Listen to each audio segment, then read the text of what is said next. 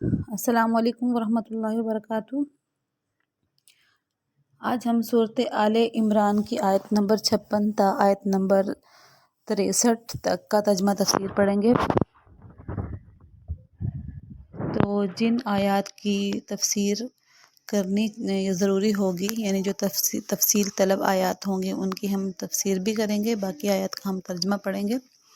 تو چلیے شروع کرتے ہیں۔ اعوذ باللہ من الشیطان الرجیم، بسم اللہ الرحمن الرحیم۔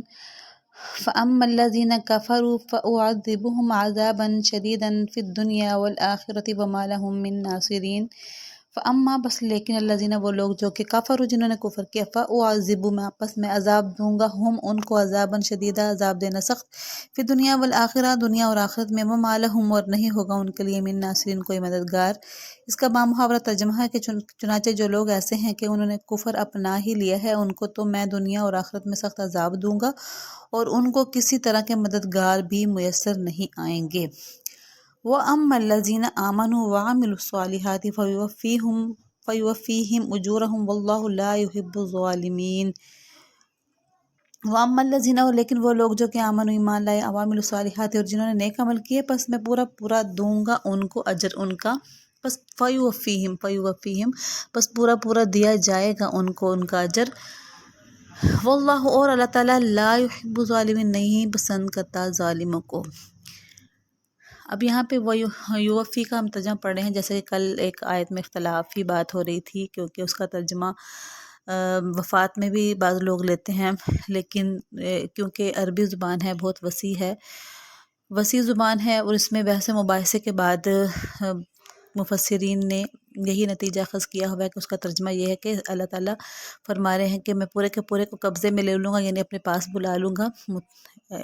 جہاں پہ لکھا ہوا پچھلی آیت میں انی متوفی کا ورافیو کا ایسے آیت ہے،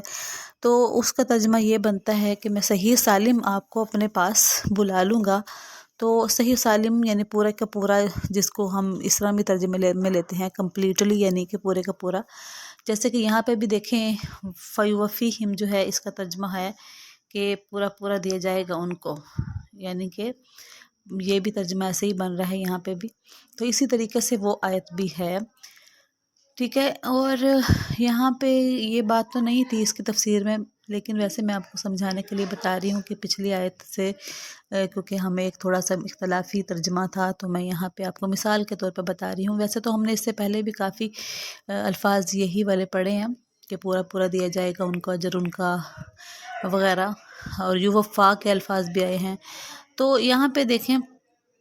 تفسیر طلب کوئی بات نہیں ہے، لیکن یہی ہے کہ جو لوگ ایمان لائے اور اچھے عمل بھی کرتے رہے، یعنی ایمان کے ساتھ ساتھ، تو اللہ تعالیٰ ان کو پورا اجر دے گا، اور اللہ تعالیٰ ظالموں کو لیکن پسند نہیں کرتا، یعنی کہ جو اللہ تعالیٰ کے کاموں میں ظلم کرتے ہیں، کفر اور شرک کا ظلم۔ ذالک نتلوہ علیک من الآیات والذکر الحکیم، یہی ہیں وہ آیات جن کو ہم تلاوت کرتے ہیں علیہ آپ پر، یعنی اللہ تعالیٰ فرما رہے ہیں کہ اے پیغمبر، یہی وہ آیات ہیں جن کا ذکر ہم جن کی تلاوت، یعنی جن کو پڑھ کے سناتے ہیں ہم آپ کے سامنے، آپ کے اوپر،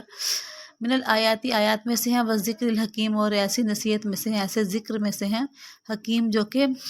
حکمتوں والا ہے، جو کہ دانائی سے بھرپور ہے۔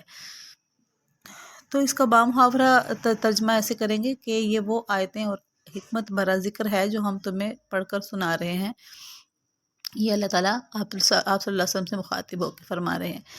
ان مثل عیسیٰ عند اللہ کمثل آدم خلقہ من تراب ثم قال له کن فیکون۔ ان بے شک مثال عیسیٰ علیہ السلام کی عند اللہ تعالیٰ کے نزدیک، کمثل آدم مانند مثال آدم سی کی ہے،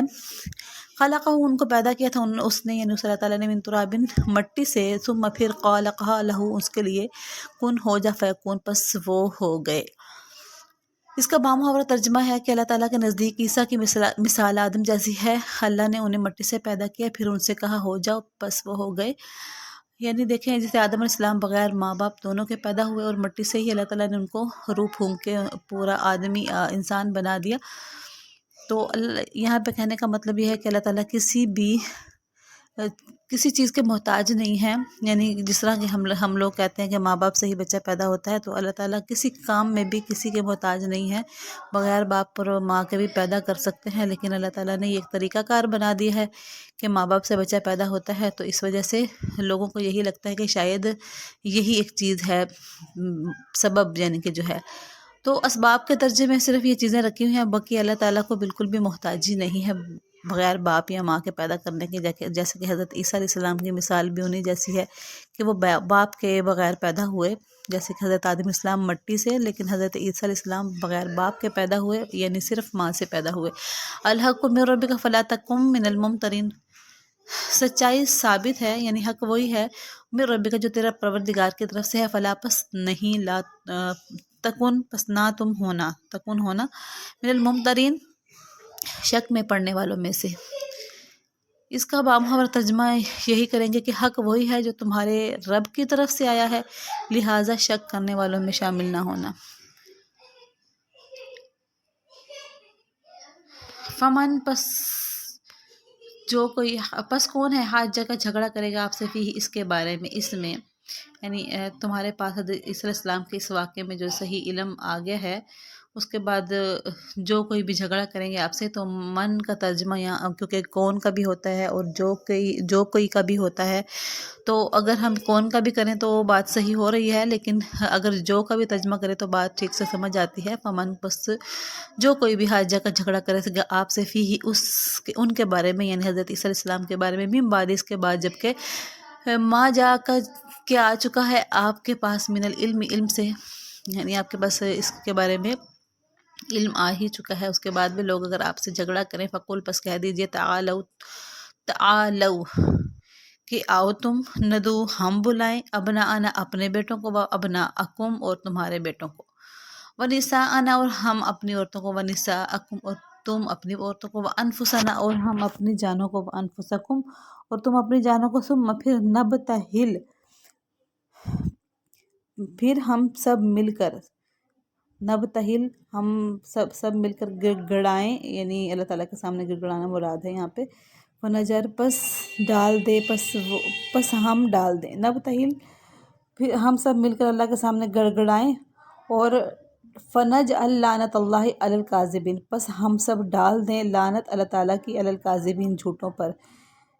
یعنی کہ جو جھوٹے ہوں گے ان پر اللہ تعالیٰ کی پھر ہم آپس میں یعنی سارے مل کے لعنت بھیجیں، اور نبتہل ہم گڑگڑائیں، یعنی کہ سارے مل کے جو ہے نا اس کے لیے گڑگڑائیں، اور جو جھوٹا ہوگا پھر وہاں پہ اللہ اس پہ لعنت بھیجے گا، یعنی کہ یہ ایک چیز ہوتی تھی۔ پہلے اس کا ہم بامحاورہ ترجمہ کر لیتے ہیں کہ تمہارے پاس حضرت عیسیٰ علیہ السلام کے واقعے کا جو صحیح علم آ گیا ہے، اس کے بعد بھی جو لوگ اس معاملے میں تم سے بحث کریں تو ان سے کہہ دو کہ آؤ ہم اپنے بیٹوں کو بلائیں اور تم اپنے بیٹوں کو، اور ہم اپنی عورتوں کو تم اپنی عورتوں کو، اور ہم اپنے لوگوں کو اور تم اپنے لوگوں کو، پھر ہم سب مل کر اللہ تعالیٰ کے سامنے گڑگڑائیں، اور جو جھوٹے ہوں ان پر اللہ کی لعنت بھیجیں۔ اچھا جی، اب یہاں پہ بہت سمجھنے والی بات ہے ترجمہ کرنے کے بعد بھی، کہ اس عمل کو مباہلہ کہا جاتا ہے، جب بحث کا کوئی فریق دلائل کو تسلیم کرنے کے بجائے ہٹ درمی پر تل جاتا ہے، تو آخری راستہ یہ ہے کہ اسے مباہلہ کی دعوت دی جائے، جس میں دونوں فریق اللہ تعالیٰ سے یہ دعا کریں کہ ہم میں سے جو جھوٹا یا باطل پر ہو، یعنی باطل عقیدے پر ہو، وہ ہلاک ہو جائے، جیسا کہ اس صورت کے شروع میں بیان ہوا ہے۔ شہر نجران کے عیسائیوں کا ایک وفد آپ صلی اللہ علیہ وسلم کی خدمت میں آیا تھا، اس نے آپ سے حضرت عیسیٰ علیہ السلام کی خدائی پر بحث کی، جس کا اطمینان بخش جواب قرآن کریم کی طرف سے پچھلی آیتوں میں حالانکہ دے دیا گیا ہے۔ جب وہ کھلے دلائل کے باوجود بھی اپنی گمراہی پر اصرار کرتے رہے، تو اس آیت نے، یہ جو ابھی ہم نے پڑھی، حضرت صلی اللہ علیہ وسلم کو حکم دیا کہ وہ انہیں مباہلے کی دعوت دیں۔ چنانچہ آپ صلی اللہ علیہ وسلم نے ان کو یہ دعوت دی، اور خود اس کے لیے تیار ہو کر اپنے اہل بیت کو بھی جمع فرما لیا، لیکن عیسائیوں کا جو وفد تھا وہ مباہلے سے فرار اختیار کر گیا۔ ان ھذا لہو القصص الحق وما من الہ الا اللہ وان اللہ لہو العزیز الحکیم۔ بے شک ھذا یہ البتہ ہوا وہی، یہی قصص واقعات ہیں، الحق و سچے، یعنی کہ انا کا مطلب ہے بے شک، یعنی اس میں کوئی شک نہیں ہے، یقین کی بات ہے یہ، یعنی یقین جانو کہ یہ واقعات جو ہم نے بیان کیے ہیں یعنی یہ سچے ہیں۔ وما من الہ، اور نہیں ہے کوئی معبود الا سوائے اللہ تعالیٰ کے، وان اللہ، اور بے شک اللہ تعالیٰ، لہوا، البتہ وہی عزیز غالب ہے، حکیم، حکمت والا ہے، حکمتوں کا مالک ہے۔ اس کا بامحاورہ ترجمہ ہے کہ یقین جانو کہ وہ واقعات کا سچا بیان یہی ہے، ان واقعات کا سچا بیان یہی ہے، اور اللہ کے سوا کوئی معبود نہیں ہے، اور یقیناً اللہ ہی ہے جو اقتدار کا بھی مالک ہے، حکمت کا بھی مالک ہے۔ فَإِن تَوَلَّوْا، پس اگر وہ منہ موڑ لیں، پس اگر وہ پھر جائیں، فَإِنَّ اللَّهَ، پس بے شک اللہ تعالیٰ، علیم، وہ جاننے والا ہے، یعنی کہ صحیح طرح علم والا وہی ہے، کس کے بارے میں؟ بالمفسدین، فسادیوں کے بارے میں اس کو علم ہے، فسادیوں کے بارے میں وہ جاننے والا ہے۔ یعنی اس کے باوجود بھی وہ پھر جائیں تو اللہ تعالیٰ فرما رہے ہیں کہ پھر یہی لوگ ہیں کہ فسادی ہیں، اور فسادیوں کے بارے میں اللہ تعالیٰ جاننے والا ہے۔ تو اس کا بامحاورہ ترجمہ کر لیتے ہیں، فَإِن تَوَلَّوْا فَإِنَّ اللَّهَ عَلِيمٌ بِالْمُفْسِدِينَ کا، پھر بھی اگر یہ لوگ منہ موڑیں تو اللہ